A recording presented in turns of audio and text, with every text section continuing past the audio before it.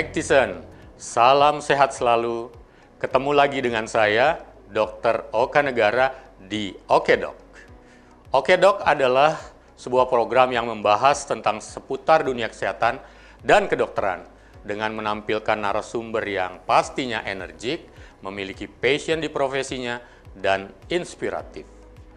Okedok kali ini akan membahas tentang nyeri dan permasalahannya. Tetap di Okedok, hanya di Mac TV, Magnificently Inspiring. Ya, Mactison, hari ini, di kesempatan ini, kita akan membahas sekali lagi tentang nyeri dan permasalahannya, dan sudah hadir bersama kita seorang yang sangat luar biasa, sahabat saya sejak kecil sebenarnya, dan beliau adalah salah satu orang yang sangat ahli di bidang penata laksanaan nyeri. Sudah hadir di hadapan kita sekarang adalah Dr. Eka Widyadharma. Saya memanggilnya Dr. Eka. Ya. Dr. Eka, gimana kabarnya hari ini? Ya, kabar baik, Dr. Oke. Kebetulan ya mudah-mudahan dalam kondisi pandemi sehat selalu, sehat baik selalu, dan yang paling penting adalah stay safe for semuanya. Karena kita saat ini masih tengah terus bergelut dengan pandemi COVID-19. Mudah-mudahan permasalahan COVID-19 ini benar-benar bisa tuntas. Jadi kita semua bisa berkumpul kembali tanpa perlu banyak pembatasan dan macam-macam remeh-temeh yang kelihatannya sekarang mungkin banyak orang yang sudah mulai bosan. Tetapi ingat, protokol kesehatan untuk tetap menggunakan masker di luar ruangan dan kemudian tetap berjarak kayak kita ini, dan juga tetap selalu rajin untuk cuci tangan adalah sebuah keharusan yang harus dilakukan sampai benar-benar permasalahan ini berhenti atau tuntas. Oke, Mactison, kita kembali kepada Dr. Eka. Ya. Dr. Eka, sibuk apa sekarang? Nah, kita sekarang memang ya karena pandemi sekarang ya, memang cukup banyak dari sisi pasien juga kebetulan juga. Masih handle pasien ya? Ya, masih handle pasien. Pasiennya malah mulai banyak lagi muncul ya?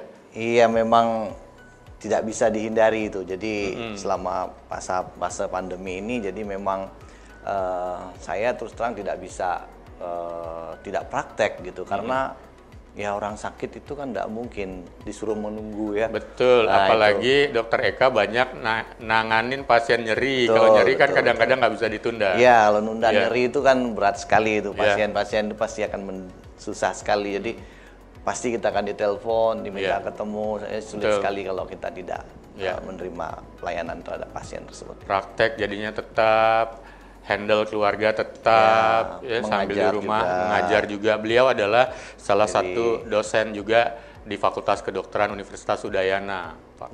Ya. Dan begini, Mactison, tentang nyeri ini, karena itu adalah topik kita hari ini. Sekarang kelihatannya, nanti tolong Dr. Eka bisa koreksi saya. Jadi selama ini kita punya masyarakat dunia sebenarnya punya perubahan pola hidup atau gaya hidup. Yang tadinya mungkin bergerak, sekarang dengan kecanggihan teknologi, orang banyak yang diam saja di rumah, orang yang tidak bergerak, orang yang jadinya malas kemana-mana. Ternyata itu juga menjadi salah satu sumber dari keluhan-keluhan nyeri yang ada. Kemudian juga orang ketika berbicara tentang nyeri, seringkali dihubung-hubungkan dengan ketika nyeri sendi, nyeri otot, wah ini asam urat nih, wah ini kolesterolnya ada masalah nih.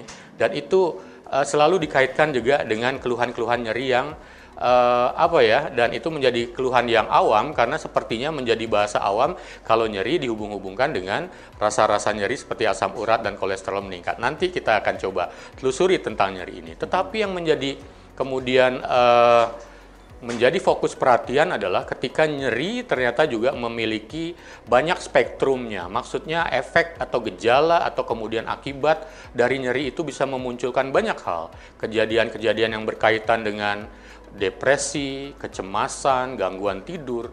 Bahkan ketika rasa nyeri itu menjadi memanjang, orang jadi bosan dengan rasa nyerinya, bukan karena penyakit utamanya. Tidak jarang kita temukan laporan-laporan ternyata ada laporan tentang kejadian bunuh diri yang ternyata sumbernya adalah dari rasa nyeri. Apakah ini benar? Karena itu Dr. Eka ada di sini untuk membantu saya menjelaskannya. Ya, Dr. Eka, biar Mactison tahu sebenarnya nyeri atau apa sih sebenarnya yang terjadi pada tubuh kita sehingga kemudian muncul nyeri itu? Apa yang terjadi pada tubuh atau jaringan tubuh? Ya, oke. Jadi nyeri itu per definisi adalah suatu pengalaman sensorik dan emosional yang tidak menyenangkan, yang disebabkan oleh karena adanya suatu kerusakan jaringan, potensi suatu kerusakan jaringan, atau suatu keadaan yang menunjukkan adanya suatu kerusakan jaringan. Memang agak sedikit per definisi agak sulit ya dijelaskan seperti itu, tapi yang jelas artinya jaringan tubuh udah ada yang rusak sebenarnya ketika nyeri itu terjadi ya. Betul, ada kemungkinan akan rusak, potensi kerusakan atau potensi sedang mengalami kerusakan atau sudah mengalami kerusakan. Tapi itu artinya jaringan itu adalah jaringan saraf. Tidak melulu jaringan saraf. Semua jaringan tubuh itu bisa menimbulkan berpotensi nyeri. Berpotensi sebagai pemicu terjadinya nyeri. Karena itu akhirnya muncul rasa tidak nyaman. Betul. Dan mulai dari rasa tidak nyaman yang ringan sampai kemudian mungkin terasa berat sekali ya. Betul. Karena misalnya orang kena gores pisau aja kan begitu langsung mendadak saat itu juga terasa nyeri kan begitu. Contohnya ya. Oke. Jadi sesungguhnya kalau dilihat ada yang katanya nih nyeri akut, nyeri kronis, itu bisa dibedain nggak di penjelasannya? Oke. Mungkin sebelum ke sana saya ingin menjelaskan sedikit, sebenarnya nyeri itu tidak melulu suatu hal yang membahayakan atau hal yang negatif gitu. Sebenarnya nyeri itu juga memiliki peran yang positif gitu. Positifnya adalah bisa dibayangkan kalau misalnya seseorang tidak memiliki rasa sakit atau nyeri. Tergores pisau tadi seperti Dr. Oke sampaikan tadi, pasien tidak merasakan sakit, ya pasti akan terjadi kerusakan jaringan yang akan lebih luas gitu. Jadi nyeri tersebut sebenarnya penting juga karena dia memiliki efek proteksi, proteksi terhadap kerusakan jaringan. Gitu. Tetapi semacam tanda, sign yang dimunculkan, kemudian akhirnya akan memunculkan proteksi. Akhirnya. Betul, karena ya boleh ibaratkan nyeri itu sebagai suatu alarm ya, alarm tubuh gitu bahwa di sini terjadi suatu kerusakan, potensi kerusakan itu. Tetapi, ada tetapi sekarang, kalau nyeri tersebut berkelanjutan. Berkelanjutan atau bahkan mungkin di saat tidak ditemukan lagi adanya kerusakan jaringan, pasien masih merasakan nyeri. Nah, disinilah sumber utama masalah. Itu ya? Masalah dah itu berarti ya. Gitu ya. Nah, tadi terkait dengan pertanyaan akut dan kronis tadi. Artinya begini, sebentar Dr. Eka. Ketika nyeri itu datang pertama kali, itu adalah alarm dan ketika ketahuan misalnya sumbernya, kemudian bisa dilakukan proteksi atau perlindungan atau terapi. Bisa dari luar atau tubuh bisa melakukan healing sendiri sebenarnya. Kayak luka gitu ya. Dan kalau ternyata sumbernya juga belum ketahuan, tidak hilang, nyeri muncul di situ masalahnya. Iya, betul. Dan yang tadi terkait dengan akut dan kronis ini kita bisa katakan dia nyeri akut apabila dia berlangsung sampai 7 hari. 7 hari. 7 hari. Jadi biasanya terjadi kerusakan jaringan.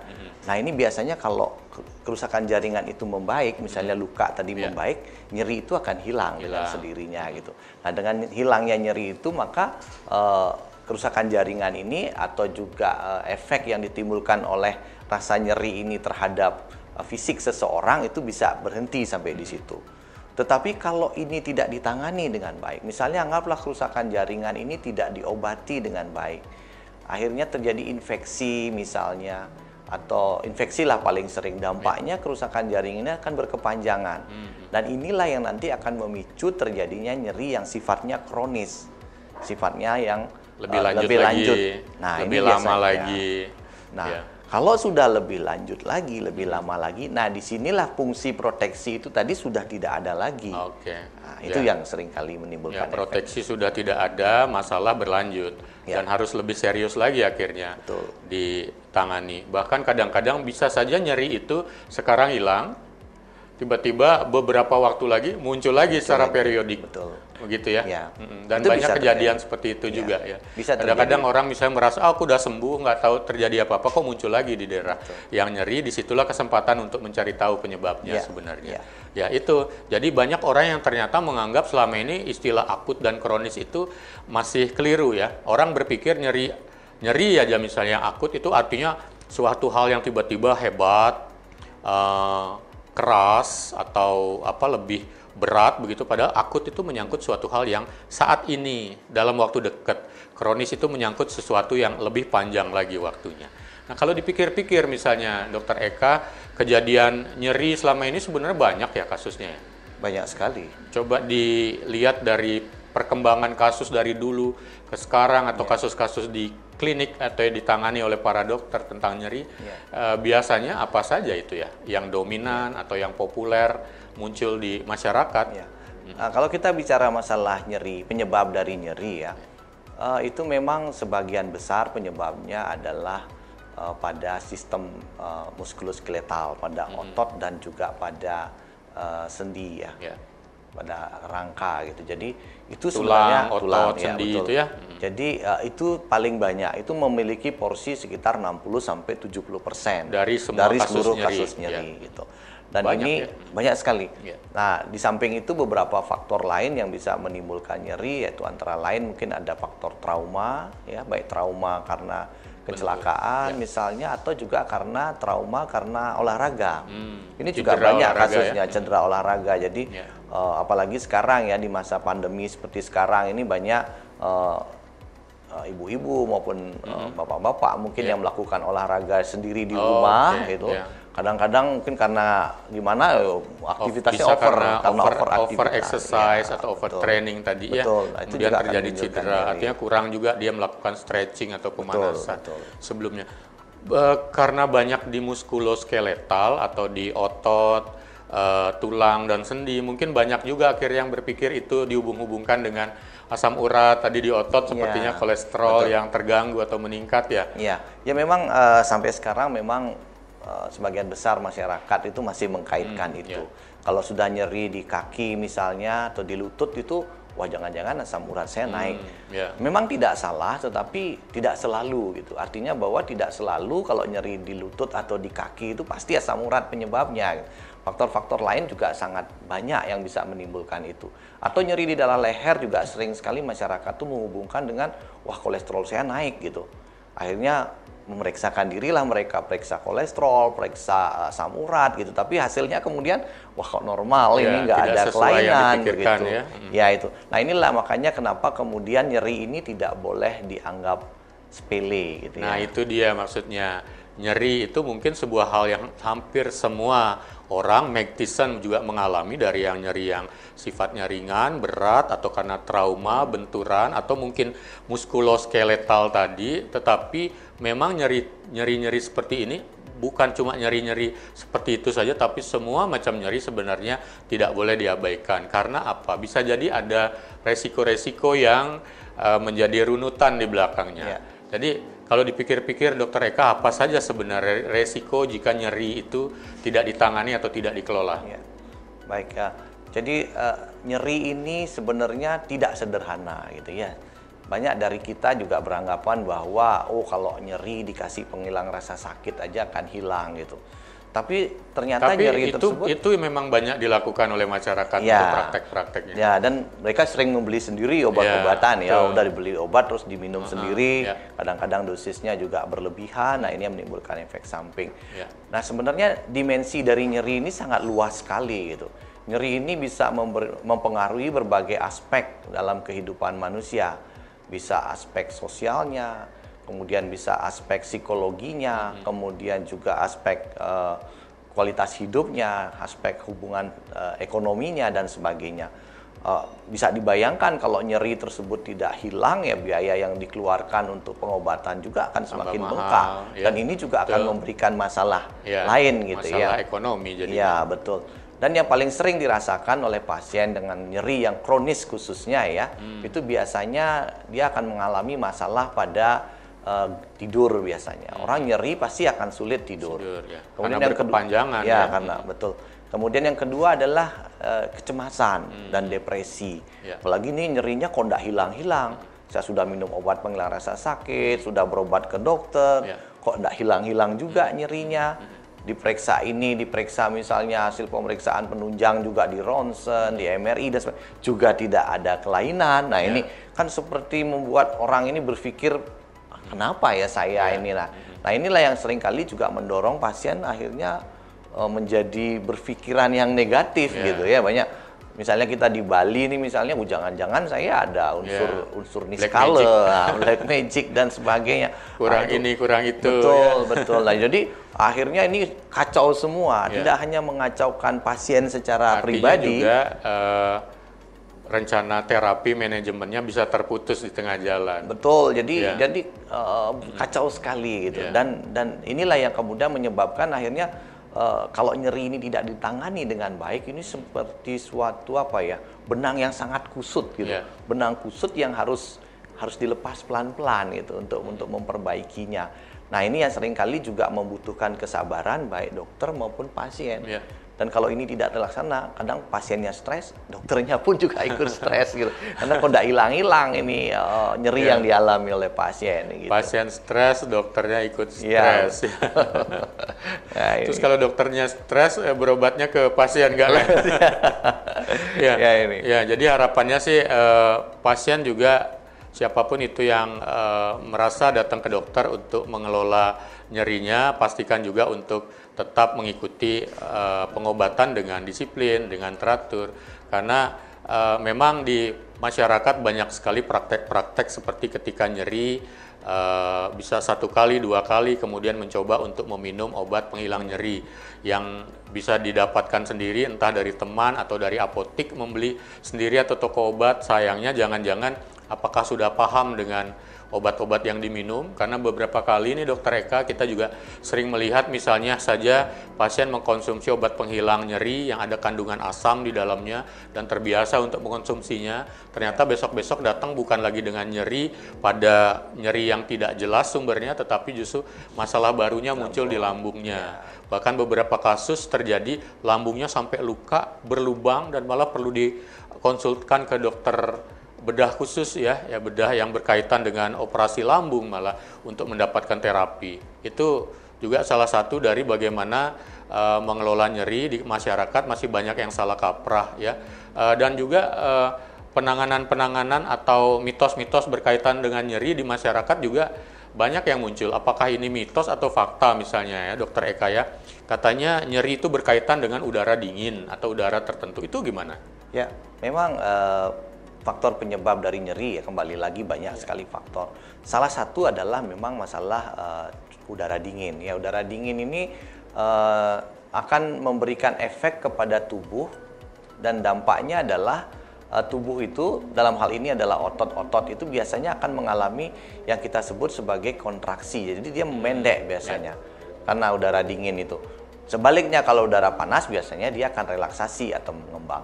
Nah, biasanya kalau misalnya terkena udara dingin, kemudian otot itu mengalami spasme atau kekakuan tadi, nah ini juga seringkali bisa menimbulkan terjadinya nyeri pada pasien tersebut gitu. Jadi betul adanya bahwa salah satu faktor yang sebenarnya dia bukan menyebabkan, tetapi lebih kepada mempermudah gitu. Mempermudah ya. Jadi sebelumnya sudah ada yang mendasari ada problem sebenarnya, tetapi ditambah lagi dengan adanya suhu yang dingin ini, seperti sekarang misalnya cuaca yang mulai agak dingin ini, itu akan memberikan pengaruh terhadap lebih mudahnya pasien atau orang tersebut mengalami nyeri. Gitu. Ya, berarti suasana atau cuaca dingin itu bisa memprovokasi atau mencetuskan kehadiran nyeri, itu sebenarnya fakta ya. Fakta.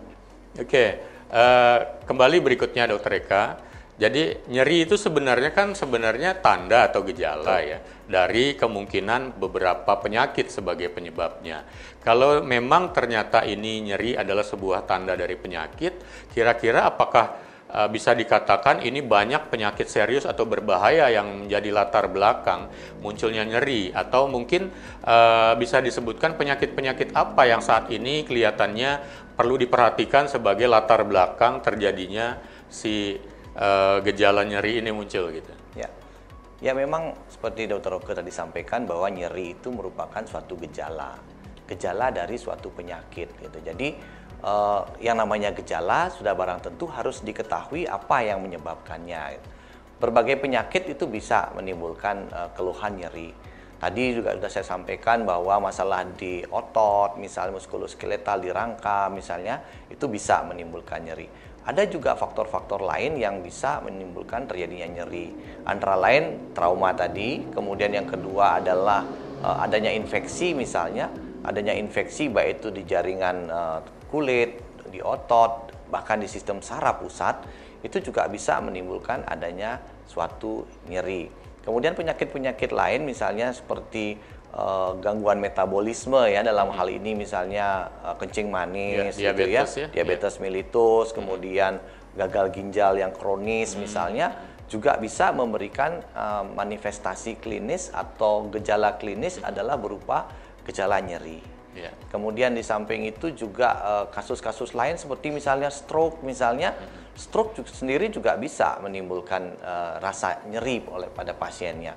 Jadi salah satu gejala yang mungkin timbul pada pasien yang mengalami serangan stroke adalah nyeri.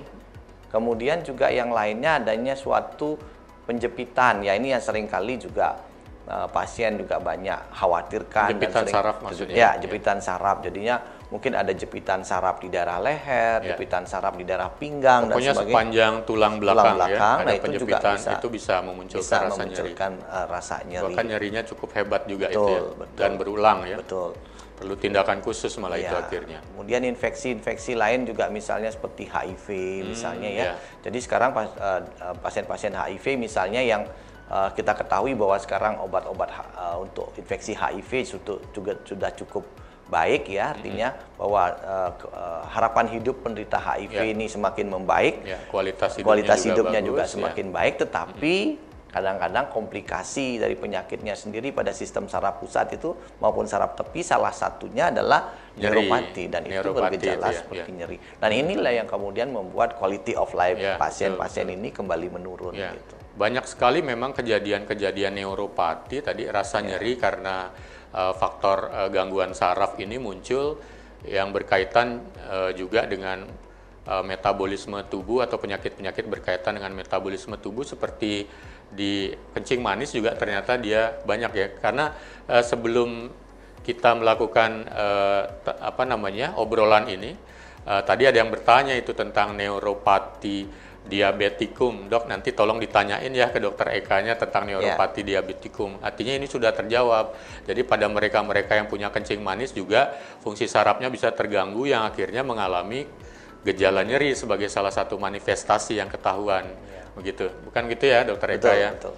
Dan sekarang saya juga ingin bertanya dokter Eka, karena tadi juga ada yang bertanya ini kebetulan. Jadi begini, kalau di dunia bekerja nih, kalangan-kalangan eksekutif muda, mereka-mereka yang dunia kreatif sekarang lagi banyak-banyaknya, kaum muda itu kan aktif banget bekerja. Berbeda dengan tadi ya, nggak aktif bekerja juga, di rumah saja diam juga bisa memunculkan rasa gangguan nyeri. Tapi ini untuk mereka yang milenial atau kalangan muda di dunia kerja, itu gimana ini?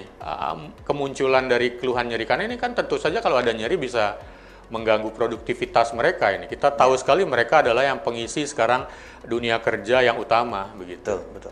Ya, jadi penyakit nyeri khususnya yang timbul atau yang berkaitan dengan pekerjaan itu, penelitian-penelitian menunjukkan itu memberi kontribusi antara 20-40%. Bahwasanya penderita-penderita atau pekerja-pekerja yang bekerja di dunia industri atau apapun itu, sampai kondisi sekarang ini terjadi kecenderungan peningkatan jumlah kasusnya. Nah, ini biasanya disebabkan karena aktivitas harian yang dilakukan oleh pekerja tersebut. Misalnya waktu yang kadang-kadang sudah terlalu asik di depan komputer misalnya ya, mengerjakan tugas yang harus diselesaikan, itu kadang lupa gitu. Oh, tahu-tahu sudah 5 jam, 6 jam duduk di depan komputer. Nah, ini juga memicu kemungkinan terjadinya nyeri. Kemudian yang kedua adalah postur atau posisi di dalam bekerja. Ini juga perlu diperhatikan.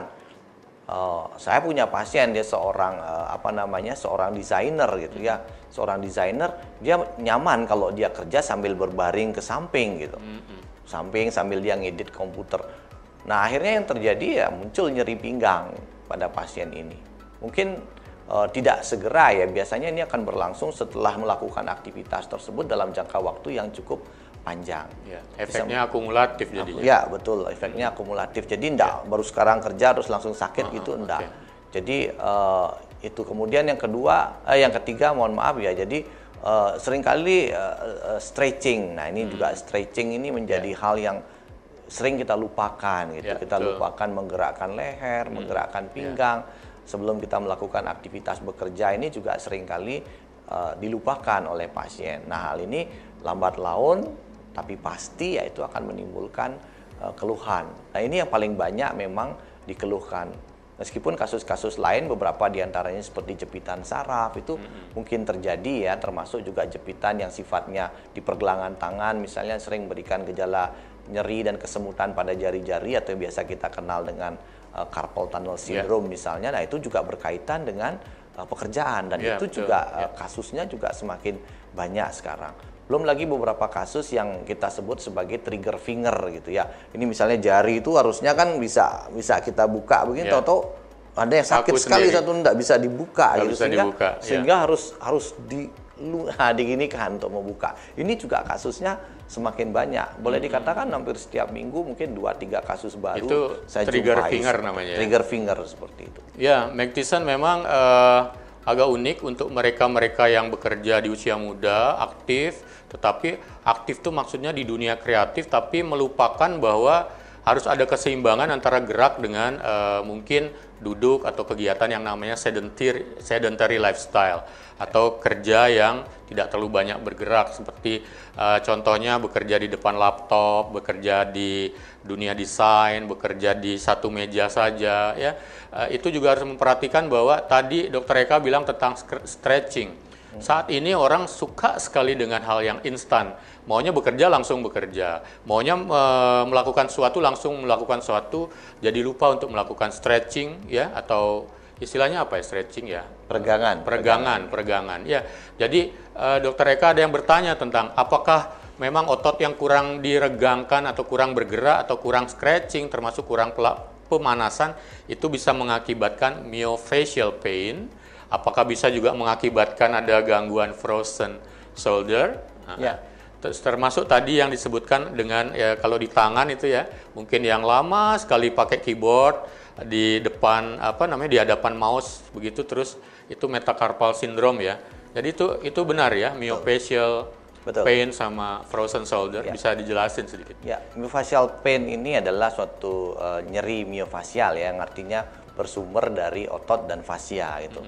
Nah, ini biasanya disebabkan salah satunya adalah karena imobilisasi. Imobilisasi ini yang dimaksud imobilisasi ya aktivitas fisik yang mungkin tidak terlalu banyak. Kata kuncinya adalah aktivitas fisik ringan yang dilakukan secara terus-menerus dalam jangka waktu yang lama, itulah yang akan menimbulkan nyeri myofascial ini. Dan ini gejalanya biasanya mudah dikenali itu biasanya. Kalau Anda menoleh ke kanan, ke kiri misalnya kaku, sakit rasanya lehernya, atau pada saat menunduk atau saat tengadah nyeri misalnya. Atau itu bukan sakit. Yang dibilang salah tidur? Ya, pada masyarakat awam biasanya salah tidur lah, salah bantal dan sebagainya diistilahkan, atau biasanya diistilahkan tengeng, oh leher saya tengeng, jadi tidak bisa menoleh. Nah, ini salah satu gejala yang bisa muncul. Gejala yang lainnya juga adalah tadi Dr. Oke sudah sampaikan dalam masalah frozen shoulder. Frozen shoulder ini juga bukan diagnosis sebenarnya. Frozen shoulder ini kalau di Indonesia itu kan itu ya? Jadi bahu yang kaku, lengan yang kaku gitu ya. Jadi kakunya lengan ini karena apa diagnosisnya? Salah satunya adalah juga disebabkan adalah karena otot-otot di daerah lengan ini mengalami myofascial pain syndrome ini. Jadi dia mengalami kekakuan sehingga tidak bisa menarik lengan dengan baik, sehingga dia lengannya seringkali menjadi sulit untuk diangkat atau digerakkan. Dan ini biasanya di medis diistilahkan sebagai frozen shoulder, dan itu kasusnya juga semakin banyak sekarang gitu. Dan itu tentu saja rasa nyeri yang dimunculkan akan mengganggu. Dan akhirnya mengganggu juga produktivitas dan akhirnya kualitas hidup dan pekerjaan menjadi terganggu. Dan uniknya myofascial ini biasanya dia akan muncul pada saat penderitanya itu sedang tidak aktif, sedang istirahat gitu. Kalau dia istirahat bekerja mungkin dia tidak rasakan, dok ini kenapa ya dok, saya kalau siang enggak masalah dok, saya bisa duduk, leher saya juga enggak masalah, enggak terlalu nyeri. Tetapi gilirannya malam saat saya tidur, saat mau menjelang tidur atau istirahat, kok nyeri ini muncul? Bahkan kadang-kadang tengah malam, Dok. Jangan-jangan ada apa ini, Dok, ya, gitu. Jadi itu yang seringkali dirasakan oleh pasien, sehingga dan ini betul-betul mengganggu sekali. Iya. Wow. Banyak sekali ternyata spektrum atau jenis-jenis atau keluhan-keluhan yang berkaitan dengan nyeri ya. Tapi tadi itu kan yang berkaitan dengan jelas permasalahannya adalah fisik ya, Dokter Eka, ya, fisik semua. Tapi kan ada rasa nyeri-nyeri yang berkaitan dengan gangguan psikis, pikiran, ada yang disebut psikosomatis itu. Betul. Psikosomatis sebenarnya permasalahan psikis, pikiran, terus dia memunculkan keluhan yang ada di sekujur otot atau fisiknya. Ya, salah satunya adalah juga muncul rasa nyeri dan itu banyak kasusnya. Ya, banyak sekali. Psikis itu boleh dikatakan menyumbang sekitar boleh dikatakan 30-40% ya. Wow, lumayan tinggi ya. Tinggi. Hanya psikis saja? Betul. Atau mix dengan fisiknya? Psikis saja. Dalam hal ini adalah kecemasan dan depresi. Mungkin perlu diketahui juga bahwa ada kaitan yang sangat erat antara nyeri, kecemasan dan depresi serta gangguan tidur. Nah, ini penting ini. Karena apa? Orang nyeri itu pasti akan cemas, akan depresi. Begitu juga sebaliknya. Orang cemas dan depresi itu bisa menimbulkan nyeri. Kenapa cemas dan depresi ini bisa menimbulkan nyeri? Yang pertama adalah karena orang cemas dan depresi itu biasanya ambang nyerinya akan mengalami penurunan. Sehingga stimulasi atau hal kecil saja yang bisa menimbulkan, yang mungkin pada kondisi dia normal itu tidak menimbulkan nyeri, biasa-biasa saja, tapi pada saat dia mengalami kecemasan dan depresi itu bisa meningkat. Ada stimulus nyeri sedikit sudah dirasakan nyeri. Dan yang kedua, kalau kita bicara molekuler biologinya ya, aspek molekulernya itu ada namanya neurotransmitter. Nah, neurotransmitter antara nyeri dengan depresi dan cemas itu sama itu. Makanya contoh yang sederhana adalah di saat kita mendengar, anggaplah kita mendengar berita buruk misalnya ya, atau berita yang tidak menyenangkan, kok tiba-tiba perut saya jadi mules gitu. Kok saya perut jadi mules, kok jadi sakit kepala saya gitu. Mau menghadap atasan karena melakukan kesalahan betul. gitu ya. Itu juga akan memicu. Padahal sebelumnya normal-normal saja gitu. Nah, begitu juga sebaliknya, faktor psikologis ini bisa juga membuat orang itu mengalami nyeri yang sebelumnya dia rasakan juga berkurang gitu. Misalnya contoh, malah kebalik ya? Iya, misalnya contoh nih, sebelumnya lagi bete gitu, kemudian lagi nyeri karena menstruasi misalnya, gitu. Tiba-tiba pacarnya datang nih, yang kita nonton film yuk. Nah, itu misalnya ada film bagus nih gitu. Mungkin saat itu pasien sendiri langsung bisa hilang itu sakit. Langsung hilang nyerinya. Nyerinya gitu. Gara-gara dia kabar baik. Begitu juga yang lain misalnya di saat nyeri tiba-tiba ada teman datang. Teman-teman rame-rame jenguk gitu ya. Kok berkurang nyerinya. Bisa ketawa-ketawa dan sebagainya. Nah, itu. Jadi kecemasan dan depresi, masalah psikosomatis ini juga memang kuat sekali kaitannya. Termasuk juga dengan gangguan tidur tadi. Nah, biasanya kalau kita di bidang nyeri itu biasanya sekarang mungkin tidak banyak kita istilahkan gangguan psikosomatis ya sebagai dasar. Kita ada suatu penyakit yang mungkin sebagian besar penyebabnya adalah gangguan psikosomatis yang kita sebut sebagai penyakit fibromialgia. Nah, penyakit ini biasanya menyerang orang, gejalanya adalah nyeri, bukan nyeri. Ada lebih dari 18 titik di tubuhnya yang mengalami nyeri gitu. Nah, ini kita harus hati-hati menilai ini, dan apabila dilakukan pemeriksaan itu biasanya normal semua gitu, tidak ditemukan adanya kelainan pada fisik ya. Betul. Dan ini kita istilahkan sebagai suatu nyeri yang disfungsional istilahnya ada, atau mungkin ada yang mengistilahkan sebagai nyeri nosiplastik gitu artinya, atau nyeri yang tipenya artinya tidak didapat, dia pasien mengalami nyeri tetapi tidak ditemukan adanya suatu bukti bahwa ada kelainan patologis yang mendasarinya gitu. Ya, jadi tidak semua nyeri ternyata penyebabnya adalah permasalahan fisik. Fibromialgia contohnya adalah rasa nyeri yang kemudian kalau ditelusuri secara fisik mungkin tidak ditemukan masalah.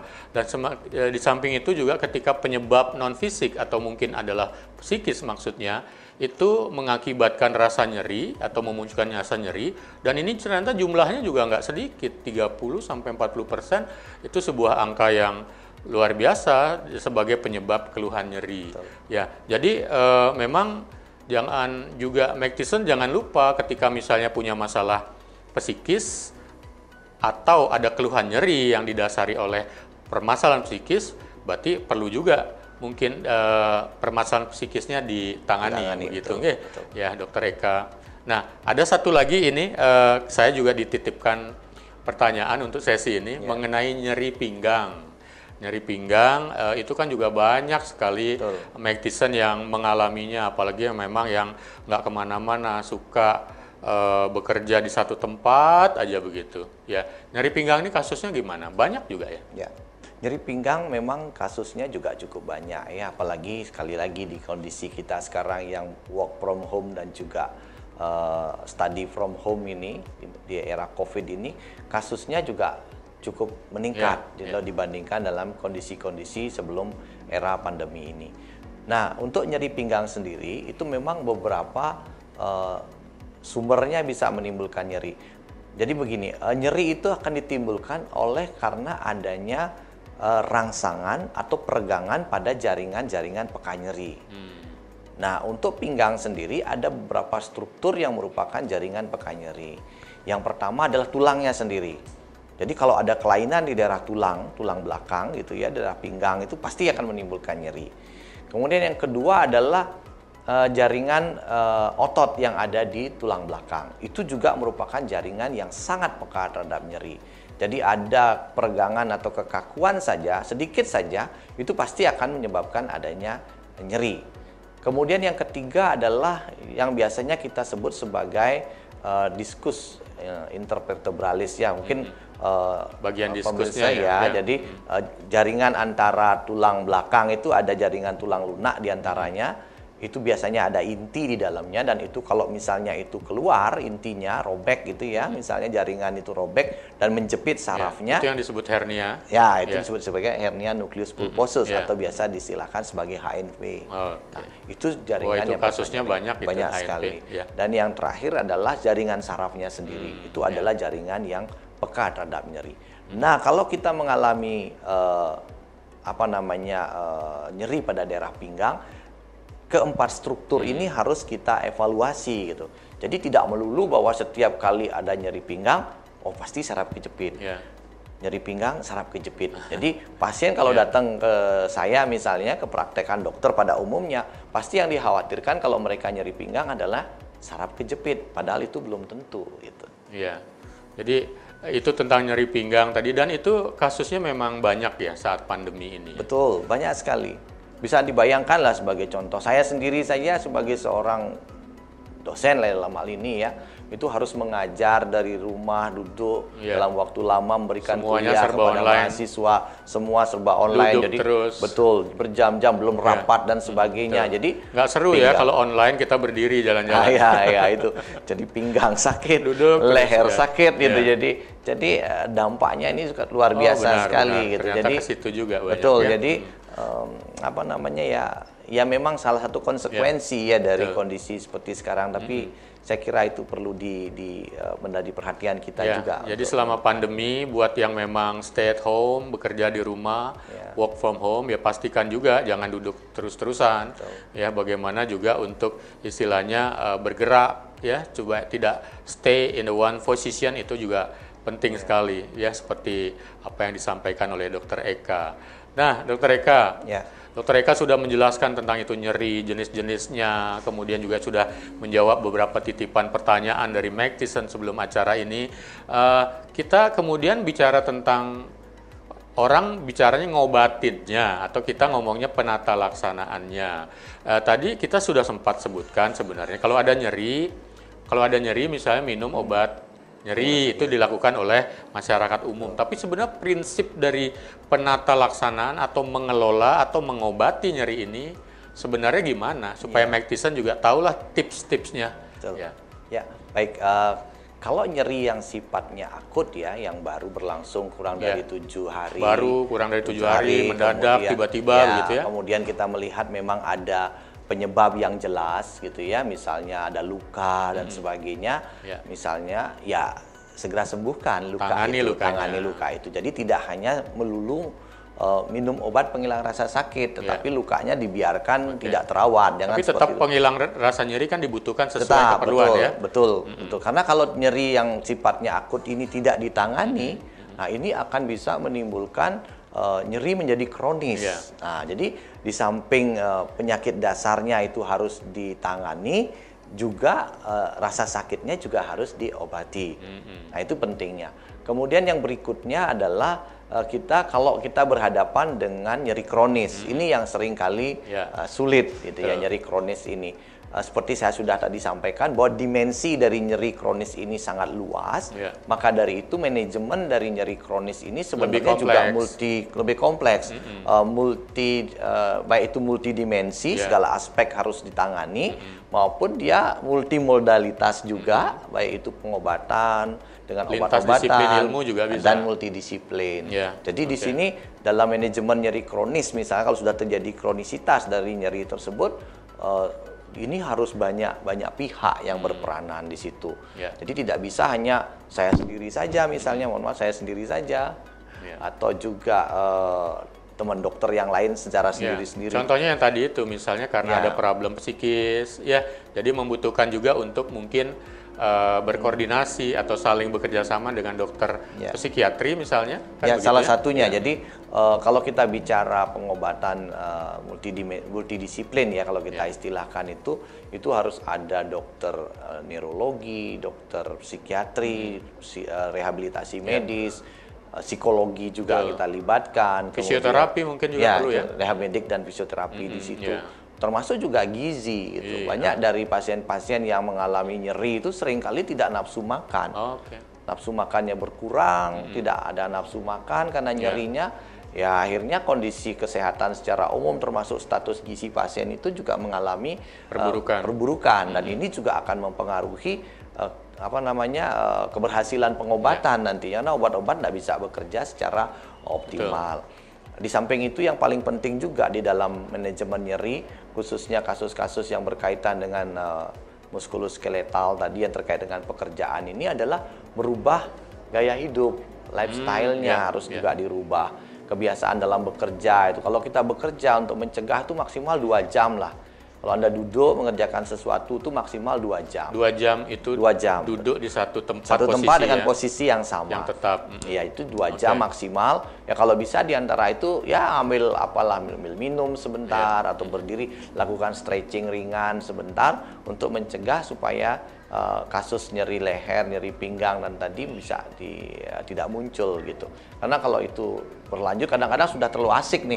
Wah, ini mungkin idenya sedang keluar, udah ngetik terus, saya tahu-tahu wah ini udah 5 jam saya nih kerja nih. Ingatnya begitu nyeri pinggangnya muncul. Waduh, ini kok pinggang saya mulai sakit. Baru lihat jam. Waduh, saya udah kerja ternyata udah 5 jam. Udah lama. Orang selalu ingat ketika dia sudah sakit, sebelum sakit untuk mencegah, bahkan mengikuti nasihat dari dokter atau mungkin tenaga kesehatan lupa saking asiknya. Karena memang beberapa jenis pekerjaan memang asik bisa di depan nanggung ya. Apalagi anak-anak muda suka dengan games juga, tidak cuma pekerjaan. Ya banyak game yang mengakibatkan edik, ternyata beresiko juga untuk keluhan-keluhan nyeri seperti ini. Dokter Eka kan menyampaikan tentang salah satunya diingat tentang pola hidup sehat, gaya hidup sehat, posturing juga yang bagus ya, juga mungkin olahraga diselingkan juga samping nutrisi. Tapi ada pertanyaan-pertanyaan begini, obat nyeri itu sebenarnya kok ada yang disebut sampai golongan narkotik, itu gimana itu? Apa itu memang sangat dibutuhkan? Karena kan mengingat bahaya dari narkotik juga perlu dipertimbangkan begitu. Betul ya. Jadi narkotika itu merupakan salah satu pilihan pengobatan dalam manajemen nyeri ya. Tetapi memang ada syaratnya, tidak semua nyeri dikasih narkotika gitu. Nah, narkotika ini biasanya dipilih kalau nyerinya itu sudah dalam intensitas yang berat. Misalnya pasien-pasien yang pasca operasi misalnya. Habis operasi itu kan nyerinya luar biasa itu. Nah, ini biasanya akan dibantu oleh dokter dengan memberikan pengobatan dengan anti nyeri golongan narkotika, opioid kita biasanya istilahkan. Tetapi kalau pada kasus-kasus nyeri yang derajatnya ringan tuh biasanya dipilihkan obat analgetik biasa yang non narkotik, atau yang lebih berat sedikit biasanya diberikan obat yang narkotik sintetis. Jadi dia menyerupai narkotika tapi bukan golongan narkotika. Jadi biasanya kita istilahkan dalam manajemen nyeri itu ada namanya step ladder. Jadi bertahap nanti kita lihat berdasarkan derajat nyerinya, kemudian kita lihat juga jenis atau tipe dari nyerinya dan bagaimana mekanisme terjadinya nyeri. Step ladder pattern ya. Apa namanya? Dalam prakteknya kita sering lihat juga, ini bukan lagi ngomongin narkotika, tetapi lebih kepada praktek-praktek penanganan nyeri di lapangan. Mungkin yang tadi disebut dengan nyeri fibromialgia itu ternyata di kampung juga kan banyak tuh. Nenek-nenek, kakek-kakek, ya. Kita ngomongin tentang obat-obatan nyeri, sekarang kan banyak macamnya ya, dan sudah bagus-bagus ya, makin ke belakang semakin maju semakin banyak. Tapi kadang-kadang begitu Dokter Eka, ketika misalnya kita ke kampung atau mengikuti acara kerja sosial atau pulang kampung, diketahui kita pulang kampung, ada yang datang ke rumah bilang pegel-pegel, nyeri-nyeri, maunya bawaannya disuntik aja begitu ya. Ya, jadi kalau orang kampung kadang-kadang di kampung, bukan orang kampung yang dalam tanda petik udik begitu, bukan, maksudnya teman-teman di desa atau yang biasanya udah kakek nenek, itu kalau udah badannya pegel-pegel, nyeri-nyeri, itu kalau nggak disuntik katanya nggak diobatin. Orang Bali bilang kalau nggak disuntik belum berobat. Nah itu gimana tuh? Ya memang tindakan injeksi memang kita kadang lakukan ya dalam manajemen nyeri. Injeksi ini kita lakukan kalau kita mengharapkan efek pengobatan yang cepat. Itu jadi efek pengurangan rasa sakit yang cepat. Itu biasa kita lakukan. Tetapi ada juga efek psikosomatis tadi ya. Psikosomatis tadi begitu disuntik itu nyerinya bisa dirasakan membaik. Padahal yang disuntikkan itu kadang obat vitamin misalnya. Jadi bukan obat nyeri yang disuntikkan itu. Berarti dapat efek sugestinya, efek placebo sebenarnya, betul. Jadi bahkan kadang cuma dipegang aja, kalau pasien itu sudah sangat percaya dengan dokternya, dipegangnya dokternya, udah nyerinya sudah hilang gitu. Jangankan dipegang, baru tahu dokternya praktek aja buka pintu dokternya praktek udah sembuh ya. Betul. Wow, jadi luar biasa itu. Faktor psikologis ini juga betul-betul sangat mempengaruhi respon, baik itu respon penyakit, respon nyeri yang ditimbulkan oleh satu penyakit maupun respon pengobatan. Makanya dalam manajemen nyeri itu sangat dibutuhkan sekali kerjasama yang baik antara dokter dengan pasien, termasuk saling mempercayai gitu. Jadi pasien harus percaya dulu dengan dokternya, sehingga dokternya bisa memberikan motivasi dan sebagainya. Nah kalau sudah didasari oleh ketidakpercayaan, saya kira tidak hanya nyeri, semua kasus-kasus pengobatan dalam dunia pengobatan masih tidak akan berhasil gitu ya. Ya itu memang betapa ternyata uniknya adalah hubungan dokter pasien, yang ternyata jika hubungan atau relasi atau namanya komunikasi terapeutik ini bisa ditingkatkan, sebenarnya itu akan membantu proses penyembuhan untuk sakit atau penyakit apapun. Kan begitu ya Dokter Eka? Luar biasa sebenarnya diskusi kita hari ini. Dokter Eka sudah menjelaskan semua tentang nyeri dan permasalahannya. Tapi ada satu lagi Dokter Eka yang mungkin banyak orang baru tahu sebenarnya, dan ini semakin banyak kelihatannya dokter melakukannya. Ada yang disebut dengan jika nyeri itu bisa kok disuntikin sama jarum gitu ya. Bukan akupuntur, tetapi memang ada jarumnya khusus yang disebut dengan dry needle atau dry needling. Itu memang bisa ya dilakukan untuk nyeri ya. Jadi dry needling salah satu modalitas terapi yang bisa dilakukan dalam manajemen nyeri.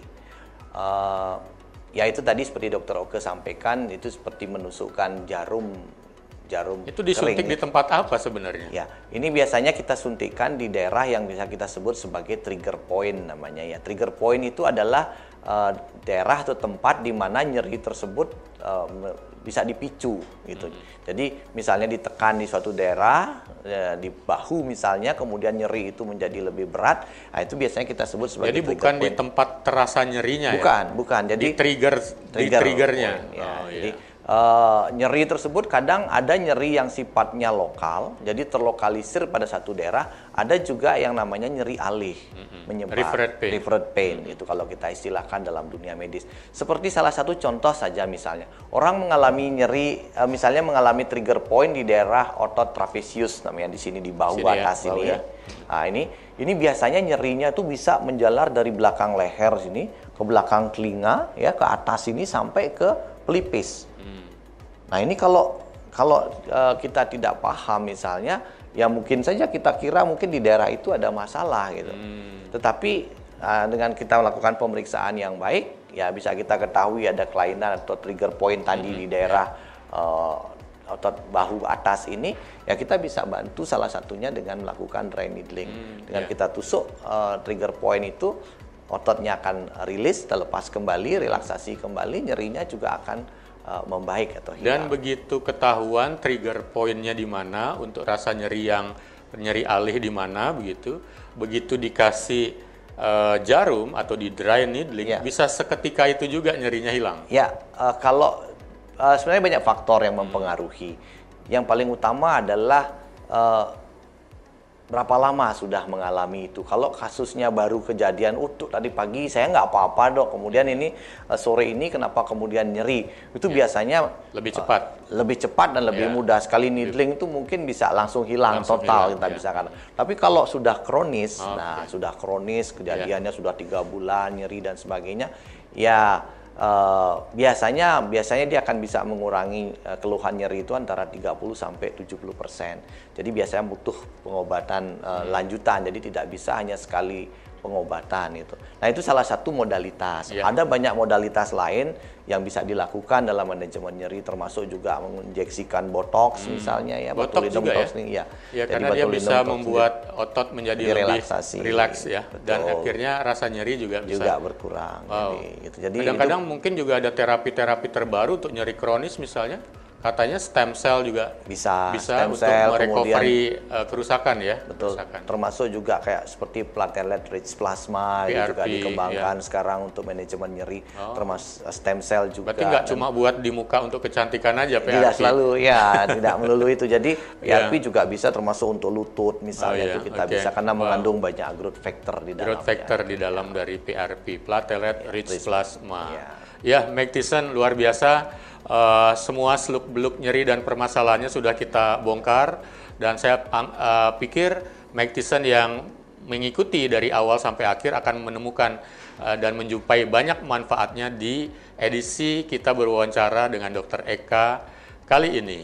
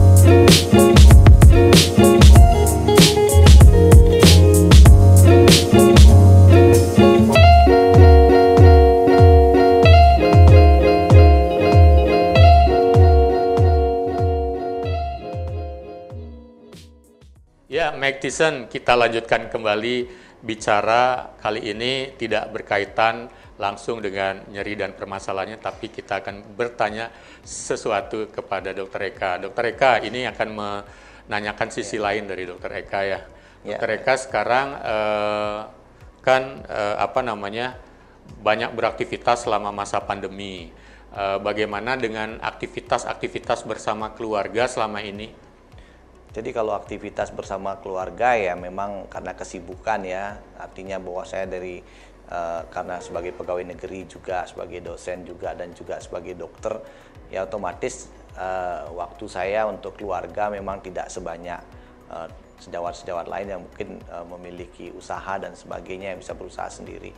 Tetapi saya sendiri dengan keluarga itu selalu meluangkan waktu. Sabtu Minggu kami pasti harus pergi bersama gitu. Jadi ya harus diluangkan waktunya, segala kesibukan juga kita lepaskan di situ. Termasuk juga anak-anak juga, bahkan anak saya yang paling besar sekalipun ya tetap masih harus saya minta untuk ya artinya selalu bisa bergabung dengan kegiatan keluarga. Ya kita isi dengan mungkin hanya sekedar pergi ke pantai, mungkin sekedar jalan-jalan, dan mungkin belakangan ini pokoknya ya refreshing.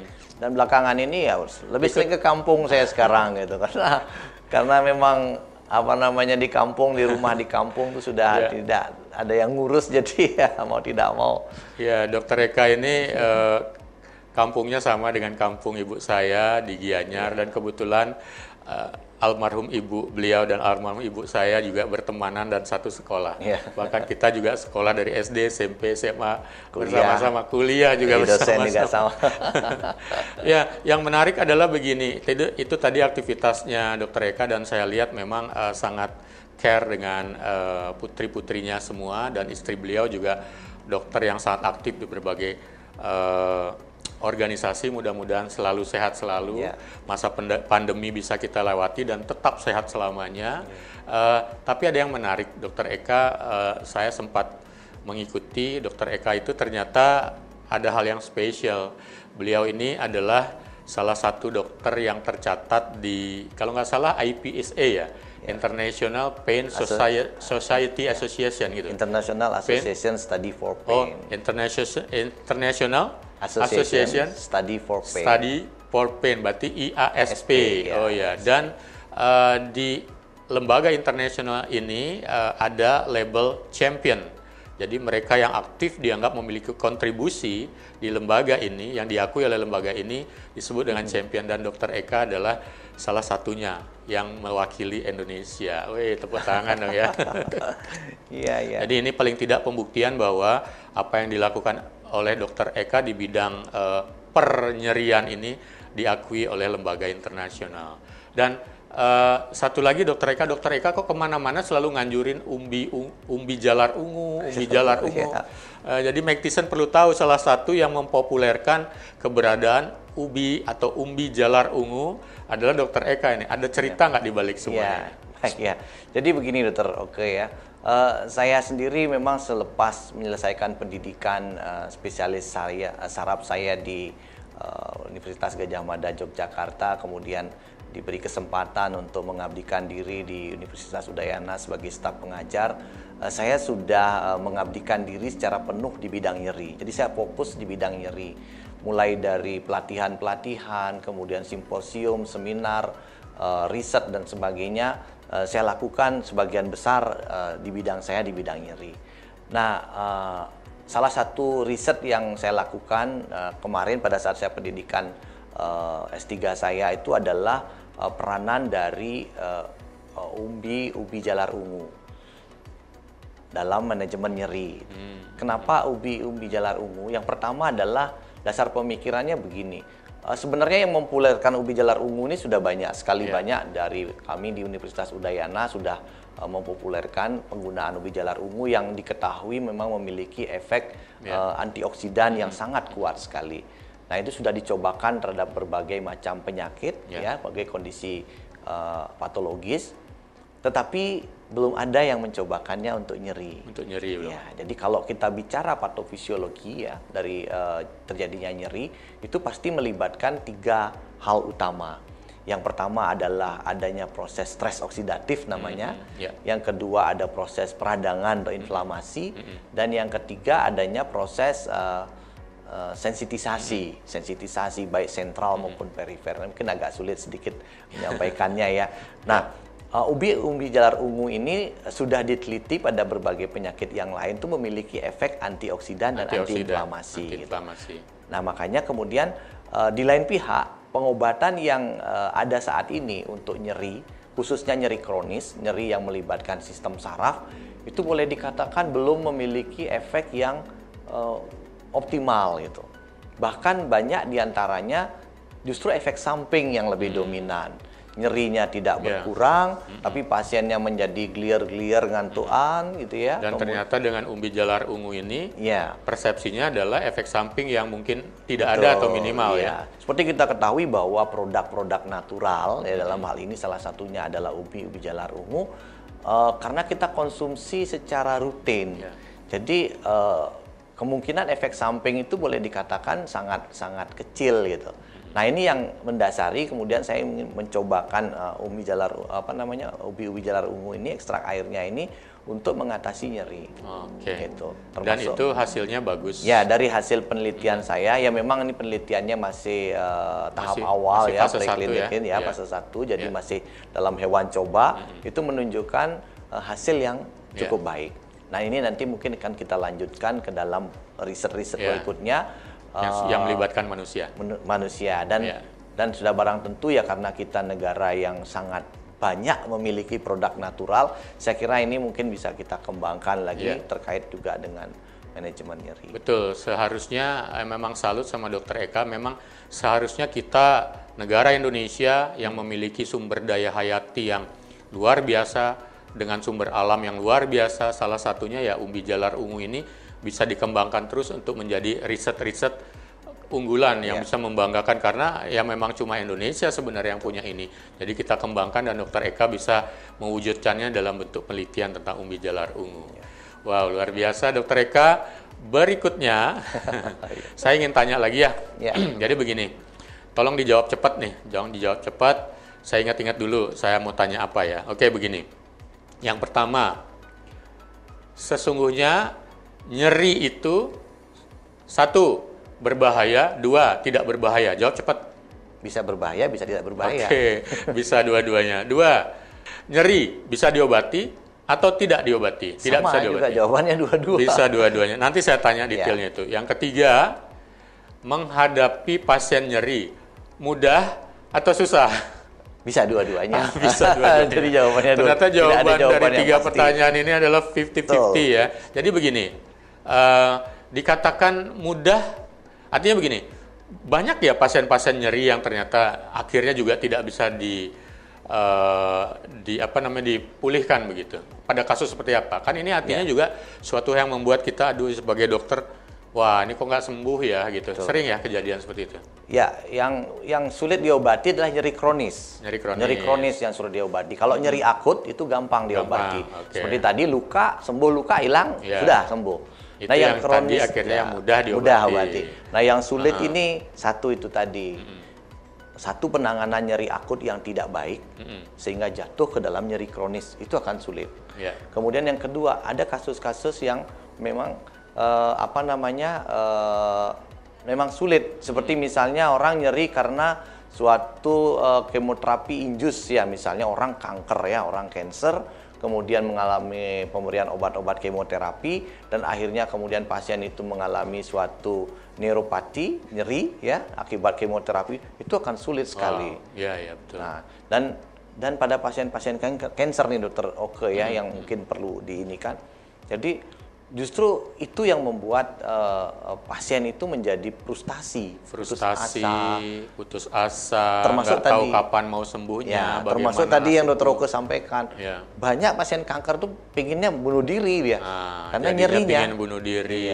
Karena nyerinya bukan karena kankernya. Bisa jadi malah lost to follow up akhirnya. Ini pasien nggak datang-datang. Ujung-ujungnya keluarganya mungkin ada nelpon, dok, pasiennya dokter, keluarga saya ternyata udah meninggal bunuh diri. Itu ternyata ada laporan dari seorang neurolog juga 2 minggu yang lalu saya temukan itu. Jadi ternyata yang membuat bunuh diri bukan kankernya, tetapi justru rasa nyeri yang sudah tidak ditahankan lagi oleh pasien. Wow, itu salah satunya yang bisa dibilang sebagai dukanya juga ya.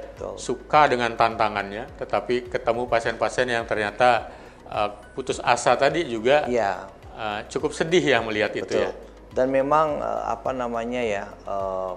pendekatan kita sebagai dokter terhadap pasien-pasien dengan kondisi nyeri kronis ini memang membutuhkan effort yang lebih banyak gitu. Dalam hal ini adalah bagaimana kemudian kita bisa memotivasi pasien, kemudian bagaimana kita bisa memilihkan pengobatan yang terbaik untuk dia, dan juga yang terakhir adalah kembali lagi masalah hubungan yang baik antara dokter dengan pasien. Karena kalau sudah menghadapi pasien kronis ini seringkali mereka sudah jatuh dalam kondisi yang putus asa, dan ini sulit sekali untuk membangkitkan kembali semangatnya. Dan ini peranan kita sebagai seorang dokter ya dituntut di sana gitu untuk bisa memberikan yang terbaik. Oke, luar biasa. Dan satu lagi sebelum kita akhiri episode ini, episode yang menarik ini, Dr. Eka, coba jika ingin dinyatakan dalam 5 kata, ya 5 kata nih, 1 kata apa, 2 apa, 3 apa, 4 apa, 5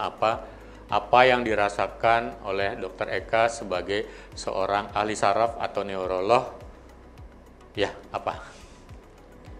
1. Berbakti. Ya, kedua yang berbagi. Kemudian yang ketiga memberi. Apa ya lagi ya? Ini bagus-bagus semua ini. Ya jangan putus asa. Dan yang keempat adalah yang kelima adalah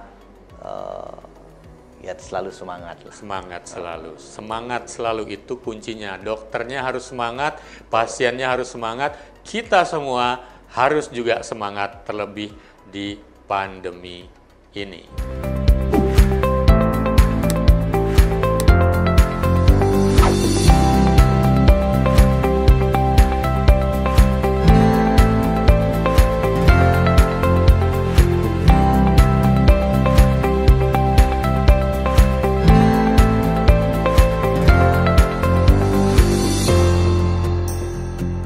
Halo, Magtison. Kenapa saya pakai masker? Padahal saya sudah cukup berjarak dengan Dr. Eka dan kita berdiskusi memang untuk membuat supaya ucapan obrolan menjadi jelas. Saya pakai masker karena ingin menyadarkan lagi kepada para Magtison bahwa betapa pentingnya melakukan protokol kesehatan. Salah satunya adalah tetap menggunakan masker saat berada di luar atau di jalanan atau di tempat-tempat yang memungkinkan kita akan ketemu dengan kerumunan. Jadi yang tidak memungkinkan untuk menjaga jarak. Salah satunya adalah bagaimana menggunakan masker dalam bentuk masker apapun itu akan memiliki nilai pencegahan terhadap COVID-19. Dan kali ini akan ada giveaway buat para Magtison yang menonton episode ini di YouTube Mag TV dan memberikan komentar.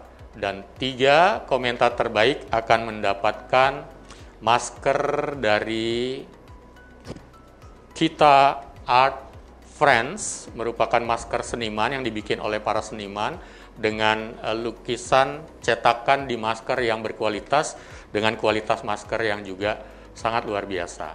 Jadi pastikan bahwa Anda selalu menggunakan masker, dan bagi para 3 komentator terbaik akan dikirimkan hadiah dengan sebelumnya dihubungi oleh tim Mag TV atau Mag Crew.